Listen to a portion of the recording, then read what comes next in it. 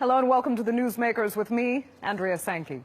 He promised to crack down on the illegal drug trade, and his supporters say he's delivering. Philippines President Rody Duterte has called on soldiers, police, and even citizens to kill those involved in drug crimes. Now, since he took office at the end of June, more than 1,000 people have been killed or gone missing in what critics say are extrajudicial acts encouraged by a leader with no regard for human rights. Now, over the weekend, Duterte reaffirmed his shoot-to-kill order, promising immunity from prosecution.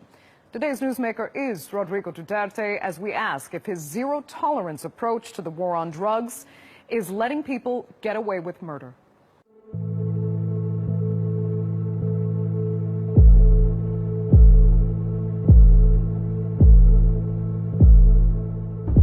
The human cost of Rodrigo Duterte's war on drugs is rising, and now he has officials in his sights. On the weekend, Duterte named more than 150 people, including mayors, judges, and police with alleged links to the drug trade. We will not stop until the last drug lord, the last financier, and the last pusher have surrendered or put behind bars or below the ground. Since he took office in June, more than 700 suspected drug users and dealers have been killed by police or vigilantes. Another 2,700 people have been arrested, and more than 114,000 have turned themselves in. The country has to build new jails because of the overcrowding, and the president says this is just the beginning.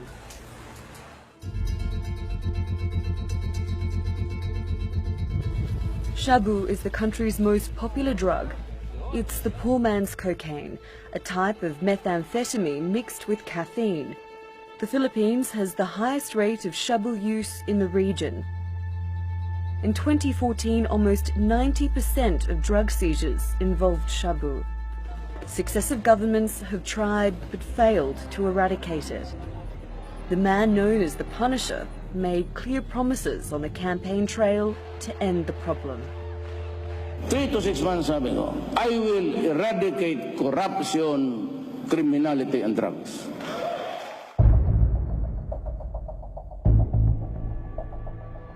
There's no end in sight for the crackdown. Duterte promised to wipe out crime with the shoot-to-kill policy he used while he was mayor of the southern city of Davao. And he's not apologizing for the spate of extrajudicial killings since he became president. Human rights cannot be used as a shield or an excuse to destroy the country. But rights groups and international drug authorities are calling for the deaths to stop. They say the vast majority of those killed are not wealthy and powerful drug lords, but mainly small users, or even innocent people. Natalie Pohanan, The Newsmakers. Well, Richard Heydarian joins me now from Manila, where he is a political science professor at De La Salle University. Richard, thanks so much for joining us. First, help us understand the dynamics of the Philippines, for those of us that aren't familiar with the country. Why would a huge majority of the public want to see this kind of controversial, iron-fisted leadership in a president? Well, just a few months ago, the Philippines was considered as a beacon of liberal democracy in East Asia. And in fact, it's one of the oldest democracies in the developing world.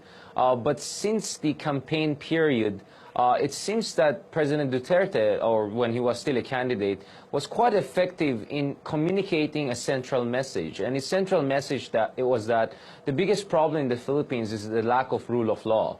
And the proliferation of drugs and rampant criminality is a reflection of that fundamental problem, and it has to be dealt with through draconian measures if necessary. And I think it's not only a question of the campaign strategy and the effectiveness of the rhetoric of President Duterte. I think statistics also show that index crime has increased over the past few years in the Philippines as the economy picked up. Statistics also show that between 1 to 2% of the population, so that's around 2 million people, have been addicted to different kinds of drugs or methamphetamine kind of products. So there is a basis for that. And of course, the Philippines, compared to certain neighboring countries like Singapore or Malaysia, seems to be a less safe place. But of course, a lot of experts will tell you that the Philippine situation, as far as law and order is concerned, is not as bad as Latin American countries like Mexico or Venezuela. And they will tell you that, of course, the issue of criminality is huge, but it's not the #1 problem in the Philippines.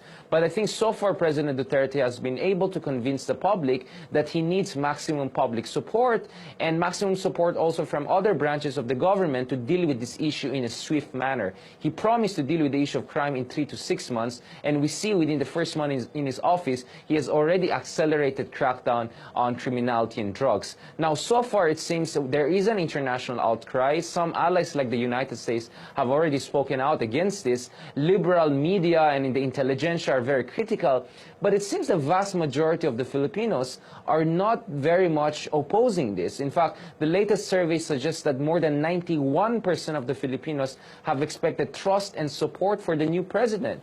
So it seems that these liberal values of civil rights or due process don't seem to be as much embedded in the Philippines. And I think it's clear that what's happening in the Philippines is something common all across democracy in the world. I mean, in the United States, you have someone like Donald Trump saying that we should torture the families of suspected terrorists or ban all Muslims from entering America, and yet he is garnering significant support among the electorate. So I think no surprise that in developing countries in the Philippines, many people are saying maybe it's time to focus on safety before issues like due process and civil rights. Okay, Richard, this crackdown, though, does center specifically on drug crime right now. So I want to ask you another perspective question, since you are there living it. How bad is the drug problem in the Philippines compared to counterparts, not just in Asia, but in the Western world as well? Well, definitely, I think many would say the Philippines' issue with drugs is not as bad as it is in the United States, or it is in parts of Europe, for instance, or in parts of Middle East like Iran and Turkey, which are close to Afghanistan, for instance. So I don't think the Philippines is significantly worse off than those countries, but there is a sense that not only drug proliferation, but crimes in general, like kidnapping, carnapping, hijacking, so on and so forth, these are huge issues. So I think it's not just the issue of drugs, it's an issue of law and order. And if you look at Duterte, he has been quite effective in pushing this rhetoric, which is similar to the rhetoric of other neighboring countries like Singapore and Malaysia, the so-called Asian values. The idea behind Asian values is that in Asian societies, unlike in the West, what matters is not the individual, what matters is the community. So if the civil rights of the individual serve as an obstacle to advancement of the collective interest or safety and security for the rest, then the individual rights can be compromised or be suspended temporarily. And I think that was his message during his State of the Nation address when he said that, for instance, human rights should not be an obstacle to advancement of the national interest or should not be used as a shield for undermining the nation. And for better or for worse, of course, for Democrats, this is not a good thing. It seems it resonates with a lot of Filipinos. And a lot of Filipinos visit neighboring countries like Singapore and Malaysia, who have more draconian and stricter measure against crime and trafficking of drugs, among other things. And they say that those countries have a safer society. So why can't we have a more safe society? And the other thing we have to keep in mind is this. Duterte is doing this in his honeymoon period. In his first 100 days in office, presidents tend to have a lot of public support. And I think that is why we don't see a galvanized opposition to him yet. But what is interesting in part about this approach is that he is also punishing drug users, for example. Hundreds of them, if not thousands, have gone to turn themselves in because they're scared. And now they're being placed in Philippines' notoriously overcrowded prisons. To what end? What social purpose does that actually serve? Won't they come out worse potentially? Well, the first thing that we have to keep in mind is that Duterte's approach to fighting crime is actually much more comprehensive than shown in international media. Actually, one of the first things that he emphasized is to overhaul or revamp the Philippine penitentiary system. One of the plans was, I think, to create some kind of an Alcatraz high-security prison to put the highest levels of criminals there. And also, he wants to get rid of policemen or officials who have been corrupt or colluding with criminal elements. So I think his approach is not only focused on cracking down, but is also in terms of overhauling the penitentiary system. But this will take a time. But there has been some movement on that front. Now, with respect to allegations of extrajudicial killings, the thing is that we are yet to wait for the Philippine Commission on Human Rights to come up with comprehensive support. And of course, the Commission on Human Rights at this point in time doesn't seem to have the maximum support of the government. So we're yet to see also a thorough investigation on what is going on the ground. And the other thing is that sometimes there's a gap between what Duterte says and what happens in reality. So, of course, many people are worried by his kind of blusterous rhetoric, but it remains to be seen whether he has given actual executive order for extrajudicial kind of activities. And I think this is why we're still in the level of allegations, but nonetheless, there's a huge concern that things may get out of control. It may get out of control, and so far the international community is starting to react. We've seen condemnation from the United Nations as well as the International Narcotics Control Board. Arguably a bit slow in coming, some human rights organizations have said. But the United States is being pressured more and more to step up and do something about this. So might increasing international pressure on Duterte change his policies, or will he even care? Well, so far it seems that Duterte has his own mind. I think on certain issues where he feels strong, when he feels he's really right, and he has an effective track record, it seems that he has proven less pervious to international pressure. But I think that it's possible that if international pressure increases and more pragmatic voices within his government begin to speak up, then I think it's possible that he may move to the next stages of war on crime. We see that, for instance, 600,000 people have already surrendered to the government and have volunteered for rehabilitation, among other things. And I think the rhetoric we're beginning to hear from certain quarters in the government is that the focus now is not only on cracking down, it's also on providing rehabilitation. It's also about overhauling the penitentiary system.